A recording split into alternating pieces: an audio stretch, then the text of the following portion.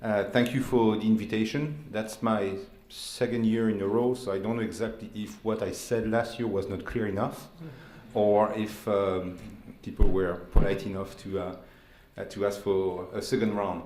I'm glad to represent Michelin, and I hope that through the presentation you will understand why it makes sense also for us to be a partner of the partnership and this event.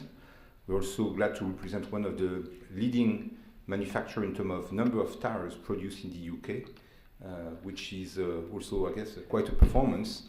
We still believe that manufacturing is something viable in Europe and the UK. What I'd like to do is, if it comes, here we go, is to talk a little bit again about tire and the tire of the future. It's very often that we have the question. Sometimes the answer is slightly deceptive because one of the answers is it's more of the same, and you will understand why. So what we'll start by doing is to go through a little bit of maybe education about what the tire can do, and then you will see why it makes total sense to talk about tires when we want to talk about low emission vehicles. Nothing new here. I didn't change the presentation at lunchtime, so you see that all what you have heard this morning is very coherent with also this afternoon. Really, when we think about innovation, when we think about the future for automotive or for tires, we need to come back to what is the main challenge. And one of the main challenges is that the number of vehicles, depending on the period that you take, will drastically increase for sure. Here we're saying that between roughly 2005 and 2030, the number of vehicles is going to double on the planet, going from roughly 850 million to more than 1.5 billion. And if you want sustainable mobility, you need to address two major things, which are safety and impact on the environment. And you will see that, again, that's, the tire can contribute to that equation. When the second part is when you really ask to the consumer what they expect from a tire, they usually tell us three things: safety, longevity, and fuel economy. This is true pretty much all over the world. Okay? And what's also interesting is that they are very clear in terms of not making any choice. If you tell them, okay, can we bring you something which would be better in fuel economy, but you have to slightly compromise on safety or longevity, they say no. So here we tested three combinations of performance, and the balanced performance is also what the people expect.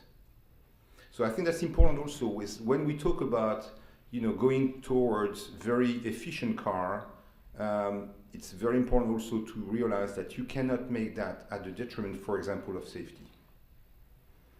And in terms of tire innovation, the question is it an impossible equation to resolve?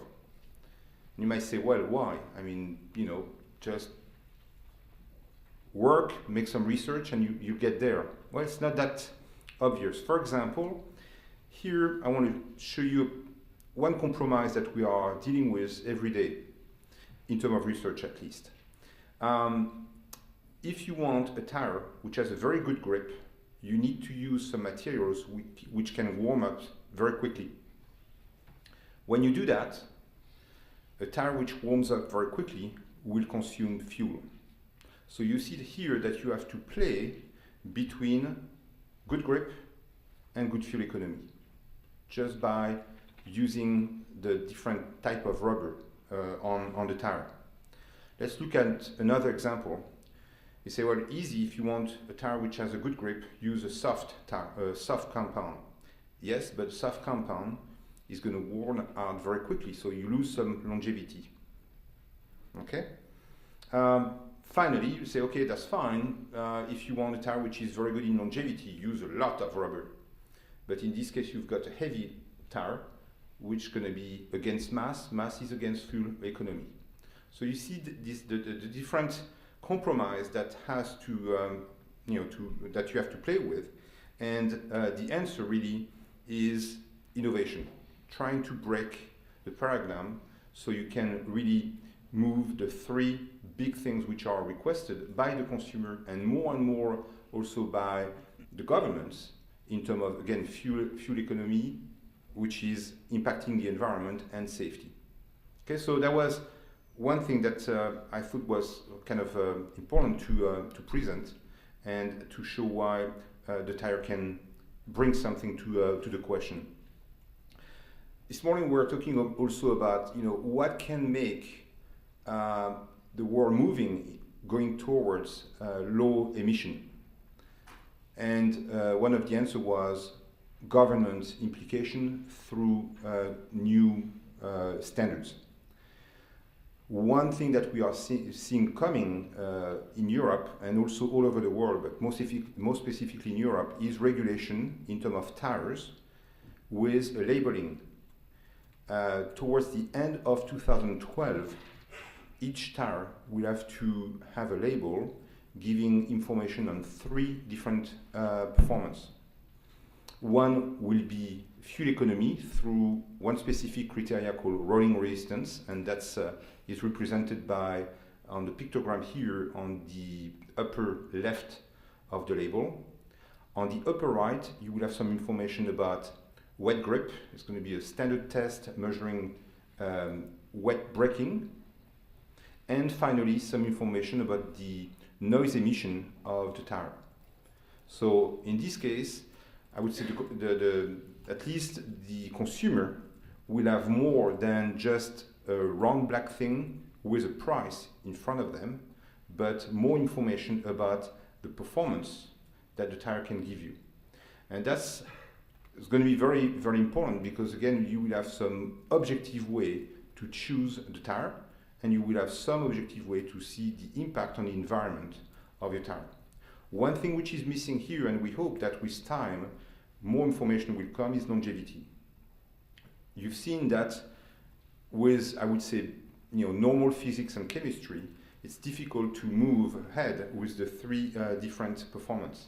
Therefore, there is a risk here that everybody is going to move towards, good marks on the label and forget one thing, which is going to be longevity. And that's one thing that Michelin is really vocal about, is that don't forget to talk about and don't forget to look at the longevity, because you don't want to pay by 30 or 40% less longevity some good grades on the label.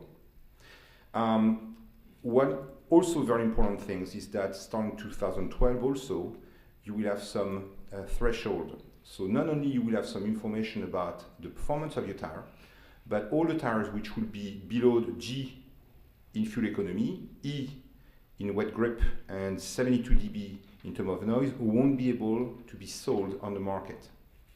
Now, is it a big deal or not? Well, we estimate today that if nothing would change, so you would have the same tires on the market to be sold in 2012, end of 2012, 30% of the current tires could not be sold. And the regulation is going to evolve, become more stricter, or it's going to be stricter in 2016, to the point where at that time, again, if nothing would change, 70% of the current amount of tires on the market today would not be sold. So when you see that, when you see also the penalty that the car makers would have to pay if they are above the threshold in terms of CO2 emission, now that black thing becomes a very technological and very strategic part of the vehicle. We've talked about the US this morning. The same type of idea is being studied. We are waiting for the final conclusion, but we believe that, again, 2012, 2013 would be also a time where we would have some information about tire. Japan has already implemented such a regulation, beginning of 2010. So the world really is moving ahead in terms of, again, tire regulation and tire information. Now, how about tomorrow?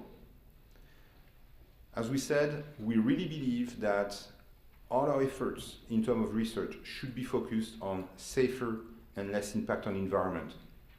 Safer, two things. One is also driver behavior.